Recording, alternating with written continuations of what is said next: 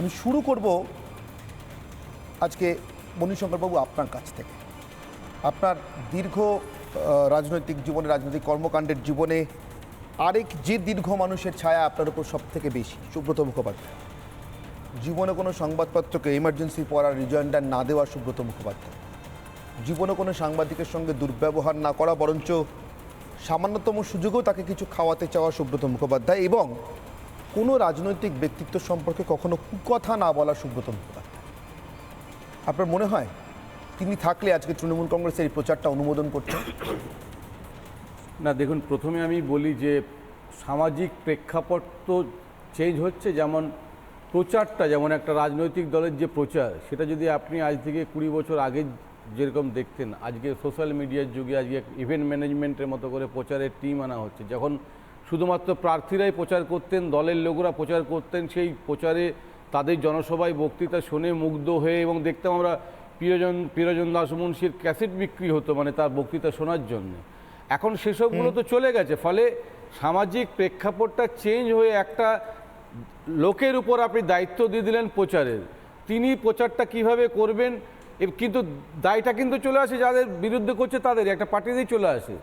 এখন কথা হচ্ছে আপনি প্রধানমন্ত্রী বলছেন, আমি তো প্রধানমন্ত্রী বলছি না, কারণ ভোট ডিক্লেয়ার হয়ে গেছে। এখন তো উনি প্রধানমন্ত্রী নেই, এখন তো ইলেকশন কমিশনের আন্ডারে চলে গেছে। ফলে প্রধানমন্ত্রীকে বলছে কিনা, এবং যাকে দেখছি না, যাকে দেখছি আমি বলছি সাংবিধান, না সেটা তো আপনাকে নরেন্দ্র মোদী নয়, না আমি বলছি পশ্চিমবঙ্গে এখনকার মুখ্যমন্ত্রী, সেটা হচ্ছে যে শুধু দায়িত্বটা নেওয়ার জন্য। আমি বলছি ইলেকশন কমিশন যখন ডিক্লেয়ার হয়ে যায় তখন তো সব কেউ আর সংসদ কেউ থাকে না, মানে যদি আপনি আইনের ব্যাখ্যাতে আসেন।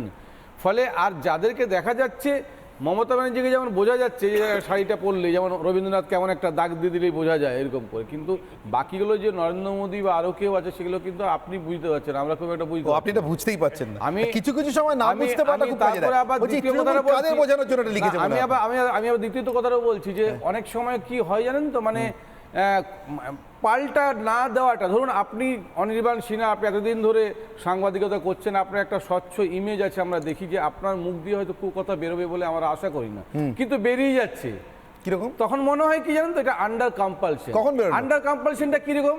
ধরুন আমি আজকে যে বলছি, কখন বেরোলো, আমি না বলছি যখন বেরোবে তখন ধরে নিতে হবে যে অনির্বাণের মুখে কথা বেরোতে পারে না, এটা একটা আন্ডার কম্পালশন, ওকে বেরোতে হয়েছে। কেন বলছি এটা? ধরুন আমি এখন বক্তৃতা দিচ্ছি, বক্তৃতার মাঝে অঙ্কন এমন চিৎকার করে উঠবে, সেই চিৎকারের সঙ্গে আমি হয়তো পারলাম না, এবং চিৎকারটা হয়তো আমি করলাম না। বাইরে বেরিয়ে এখানে প্ররোচনাটা কি ছিল? বাইরে বেরিয়ে এটা আন্ডার হুইচ কম্পালশন? বাইরে বেরিয়ে যখন আমার বন্ধু বান্ধবরা দেখবেন, তোর কি মুখ ছিল না, তোর কি চিৎকার করার মতো আওয়াজ ছিল না, তুই ও চিৎকার করলো তুই করলি না। আমি হয়তো আমার বুদ্ধি দিয়ে আমি চিৎকার করতে চাইলাম না, কিন্তু পার্শ্বিক লোক, বাইরের লোক আমাকে চাপ দেবে, আন্ডার কম্পালশন চিৎকার করতে হবে। তৃণমূল কংগ্রেসের কোন নেতা নেত্রীকে লাথি তো দূরের কথা, কেউ হাত পা তুলে যে পর্যন্ত ইশারা না করে, আমি বলছি এটাই চাই, কিন্তু এখানে কম্পালশনটা কি ছিল? কে কি করলেন যার জন্য এরকম লাথি মারা কম্পালশন? দেখুন আজকে যদি বলতে হয় আপনাকে, দিলীপ ঘোষের মতো একটা লোক একটা নির্বাচনেও হারেনি।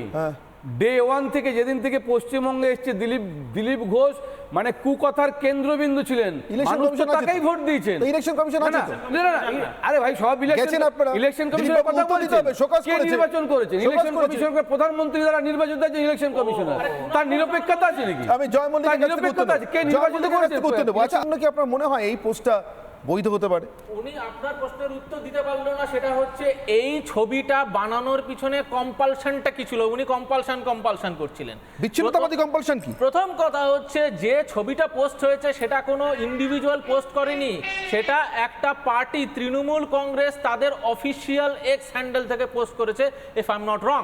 তার মানে এটা এন্ডোর্স করছে পার্টি যে এটা আমার পার্টির রুচি, এটা আমার নেত্রীর রুচি। এই রুচি যদি হয়ে থাকে তাহলে আগামী দিন সাধারণ মানুষ ভোট বাক্সে এর উত্তর দেবে, তার অপেক্ষায় থাকুন।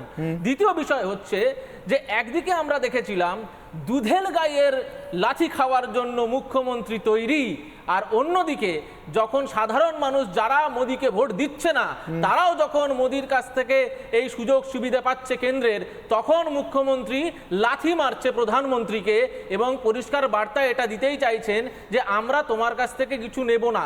তাহলে দুরকম এরকম দ্বিচারিতা কেন হচ্ছে ভাই? তোমরা পরিষ্কার বলে দাও আমরা কেন্দ্র থেকে কিছু নেবো না, যখনই দরকার হবে টাকা তুমি চলে যাবে বাটি নিয়ে ভিক্ষা চাইতে, ভাই আমারটা দিয়ে দাও, আবার সেই বাটি নিয়ে যখন ফান্ডটা চলে আসবে সেটা নিয়ে আবার তুমি চুরি করবে, সেখান থেকেও সাধারণ মানুষের কাছে পৌঁছে দেবে না সেই টাকাটা। এই দ্বিচারিতা চলতে পারে না। সব থেকে বড় বিষয় হচ্ছে তৃণমূল কংগ্রেস এবং তার মুখ্য যে প্রধানমন্ত্রী, সেটা কিন্তু মুখ্যমন্ত্রী পরিষ্কার তার রুচির বিষয়টা আজকে স্পষ্ট সাধারণ মানুষের কাছে। আপনি বলুন তো, আমরা দীর্ঘদিন দেখে এসেছি রাজনীতির, না আমি দেখছি অনিন্দ্যবাবু মাথা নাড়ছেন, কিন্তু অনিন্দ্যবাবু মাথা নাড়ার কারণটা কি? না আমি মানে আপনি কি দেখে